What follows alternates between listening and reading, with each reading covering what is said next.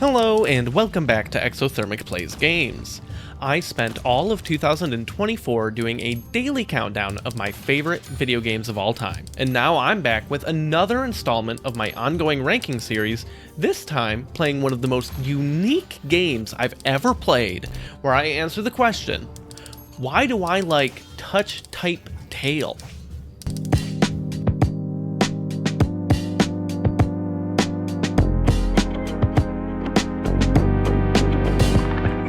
As some of you may know, I'm weird. I like typing games. I've always enjoyed seeing how fast I can type, and I even ranked the website typeracer.com last year in my countdown because it's game enough to me. Much easier to know about me, however, is that real-time strategy is one of my favorite genres of games. With 3 RTS titles in my top 10, it shouldn't come as a surprise that a while back, when this game was free on the Epic Games Store, I snatched up something truly unlike anything else. Touch Type Tail is a real-time strategy typing game developed by Pumpernickel Studio and published by Mythright. Everything you do requires typing in randomly generated words to execute commands, making this the only RTS I have ever played that uses not only no mouse, but also no controller, opting for quite literally everything to be operated by the keyboard. We'll dig all through the mechanics of this bold game, don't worry, but first I want to take a moment to explain the premise narratively. In the campaign, you are playing as Paul, a young boy who is working as an apprentice for a very important wizard. One day, when poking around with things you should not be, you discover a magical typewriter that can create matter, and it turns out that you're very good at using it. Well, the wizard goes off on some important quest, and you're left behind. Unfortunately for you, the town is attacked, and in a moment of heroism, you bust out the magical typewriter and save the day. So there's an opportunistic old man that coerces you to do all sorts of favors for the town, and while this is a fairly large spoiler, it was also immediately obvious to me, so don't feel bad sharing it and talking about it. He's actually just a greedy jerk who's trying to amass land and gold and coercing you into warmongering. Eventually you break free from him and check out other kingdoms in your travels, including fighting against the forces you fled from, and it's fairly interesting, but the story isn't admittedly the reason we're here. So we can move on from all of that. After all, we are here for the sickest gameplay that typing can offer. As with most real-time strategy games, you're building up an economy to build up an army to kill your opponent. So I'll explain how things work in that order. The economy functions on 2 levels, as you have passive income, varying levels of active income, and some other weird stuff. In order to select a building, you need to type the word on it, which is case sensitive, by the way. So if we select our town hall, we can pay 10 gold coins per worker to hire people to work for that day. You'll notice that there's a clock on the top right-ish of the interface down towards the bottom of the screen. Once it's nighttime, those workers are done for the day and you'll need to hire more of them again at dawn. But what do they do while they're working? They walk on over to the nearest mine where they pick up crates of gold to take back to the city. But they're not the ones actually doing the mining, as they just transport it. In order to get the gold itself, you need to type whatever the word is for the mine, and then press a key to get the cart moving and type words as they appear to bust down some veins. It's actually really fun to do this and keeps you busy the entirety of the game, because while you're not juggling many different things early on, it still gives you a lot of typing to do, so you're always doing something, and I really like it. I also like that you can bank enough crates that once things get busier, you're not going to have to focus on it, but it does give you stuff to do when you have moments where the action is slower. So the workers trudging back and forth is pretty passive once you get the crates down. They just do their thing, you don't need to worry about them again until you've got to hire more. Somewhere more between passive and active is the farms. As you gain territory on the map, there's construction plots you can expand into with a variety of buildings. Most of them are for constructing military units, but one of them is the simple farm. I really like the farm system and how you're rewarded for keeping a close eye on them, and all of the steps involved in actually getting money out of this. So first, you need to plant some seeds, just pressing a series of 4 different capital letters, one for each field in your farm. Then you just kind of forget about it for a while, as the farmers tend to their land. This can take a couple minutes, and you don't need to do anything to check on it, but when it's ready, it'll show an icon for the building, and you simply have to go back and type a different word for each field in order to reap the grain, which then immediately gets sold for money. Then, plant more seeds and repeat.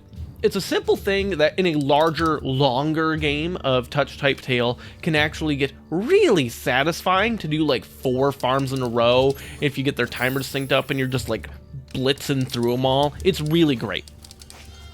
The next source of income I want to talk about is just a variety of event type things that can happen depending on the mission you're playing. Like there's one with a bunch of dudes shoveling gold into carts, and the motion of down, scoop, up, drop, down, scoop, up, drop is actually mirrored by the inputs on the keyboard in a way I very much enjoyed. Or the one where I'm just browbeating innocent people for money and shaking them up and down, and again, that's mirrored on the keyboard. There's a lot of creative ideas throughout the game that continue to surprise and delight me as a person that loves weird typing game stuff, and the fact that this is still true in the most basic, foundational aspects of the game is very much appreciated. And lastly, there's a ton of spells you can acquire throughout the game, and you have what's basically a mana bar in the middle of the screen. It fills based on typing without mistakes, and any mistakes you do make deplete the meter a little. While there are many different spells you can get, I generally like to funnel it into the 3 mana one that gives me more money. Maybe if I'm swimming in it later, I'll do some of the more combat strategy focused ones, like there's one that freezes enemies in a space for a while. But since I'm mostly using it as a money-making tool, for my purposes, it's just part of the economy. Which brings us to making military units. There's several different buildings you can construct that each make exactly one kind of unit at a time. They make them on cooldown, at least until you have a certain amount of the thing it makes, and it definitely does drain your money. However, you do have to open and close the doors to it by typing a word when selecting the building, so if you're needing to be careful about how you're spending things, you do get some control over that, so you can increase or decrease your spending as needed. Each of the units have strengths and weaknesses for sure. There's a swordsman that's pretty decent all around. There's an archer that's squishy up close but can do a lot of damage, especially if you have enough of them, and spearmen that are beefier but slow, and cavalry who move really fast but do struggle against some of the other units. There's another thing, but I'll get to that later, don't worry. The way you move around the map with the units from the buildings is simply typing a word labeled on the roads, which will make all the units in that space move down that path. Well, usually all of the units. You can use the control key with another key to change how you want to grab stuff, so you can also split in half or just grab one if you want. You can also use commands to only grab units of a certain type, like maybe you want to leave the archers behind to defend but want everyone else to advance. Apart from heading to combat, there's plenty of reason to move your units around. For starters, you actually claim territory by standing there uncontested, which can give you access to archer defense towers, or empty building plots to construct more farms or military structures. Even just having pathways unblocked for you can be a big deal, because if you have multiple forces split off and approach an enemy from different angles, you get a pretty substantial damage boost for flanking. And that brings us to the last part of the RTS structure, which is killing your opponent. Combat in Touch Type Tail is pretty boring. Yeah, you can't really control your units beyond telling them to go there or not, and then once they're fighting, they just do their thing. You can retreat, but usually, unless you're retreating with archers that are the melee enemies haven't reached you yet, or if it's the knights, you're just getting attacked while you run away. It's not a good situation. You're mostly just moving there and accepting that stuff will die. But you do get to cast spells, as I talked about earlier, but most of the combat ones are not actually that exciting. The game is really focused on all of the other aspects, and once you're able to secure a good economic lead and start growing beyond your half of the map, the rest tends to, at least in my experience, kind of take care of itself. But I do want to mention one part of combat that I think is pretty cool. You may have noticed that when going to hire workers in your town hall, there's another little sign. You can head over to the artificer's office and pay them a bunch of money, like a whole bunch, and they'll construct a giant, very powerful, very slow golem, which will then march on its way along a set path that you decide when it gets sent out. You just type the word, spend the money, then come back when it's done, kind of like with harvesting your farms, and to just send it on its merry way. The thing I like about the golem is that you can start getting a bit more strategic with how it works with the rest of your army. Maybe you want to do a split push, or maybe you want to just go straight down on one lane and have an unkillable force. Or maybe you want the golem to position really defensively and clear out some areas that you're struggling to keep a hold of.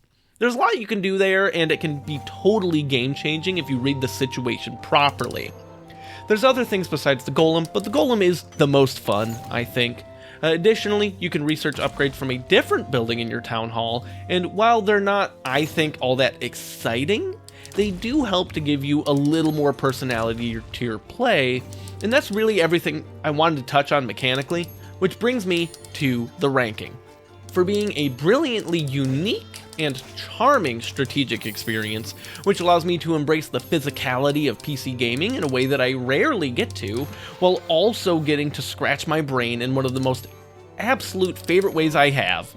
Touch Type Tale is my new 178th favorite game. It's a little better than the middle, and as a reminder, I'm only putting games I like on there, so that's still some good praise. Some other nearby games include Fat Princess at 176, The Sims 3 at 180, Torchlight 2 at 184, and Gone Home at 177. Ultimately, Touch Type Tale does a whole lot of things right.